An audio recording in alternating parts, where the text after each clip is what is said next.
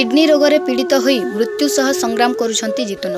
कटक जिलार निश्चिंत कोइली ब्लॉक मणिजंग पंचायत अंतर्गत ओडखंड गाँवर जितुन कुमार दास गत 2 वर्ष हेब किडनी रोग रे पीड़ित होई चिकित्साधीन थिले।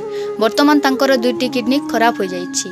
से एबे आलोप हॉस्पिटल रे चिकित्साधीन अछंती, किंतु अर्थ साजिछि तांकर चिकित्सा पई प्रतिबंधक। जितुन हेउछंती तांको घरर एकमात्र पुत्र। तांको बापा एबे बयसर अपराह्न रे उपनीत। गाँ मुंडरे एक सीमेंट दुकान करी परिवार प्रतिपोषण करती। जितुन को देह खराब जोगु ताहा एबे संपूर्ण बंद।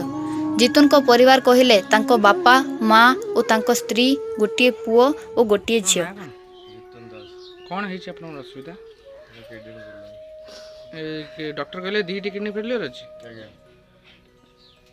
आउ सरकार किसी आपन साहाय्य हाथ बढ़ाइले?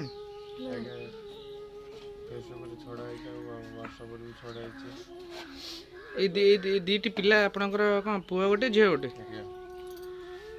ना को क्लास पढ़ुछ?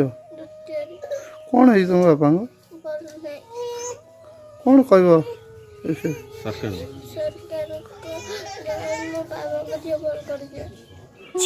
तांकर देह खराब और परिवार प्रतिपोषणर आर्थिक संकट जितुन को चिंता को आहुरी द्विगुणित करिछि। जितुन को चिकित्सा पाई डाक्तरों परामर्श अनुଯାयी 10 ରୁ 12 लक्ष टंका खर्च हेबो बोली प्रकाश करिसंती। जदि सरकार स्वेच्छासेवी संगठन और बदान्य व्यक्ति जितुन को चिकित्सा पाई सहयोगर हाथ बढ़ाती गोटे अमूल्य जीवन बंची पारिबो। Bureau report news 3 Odisha.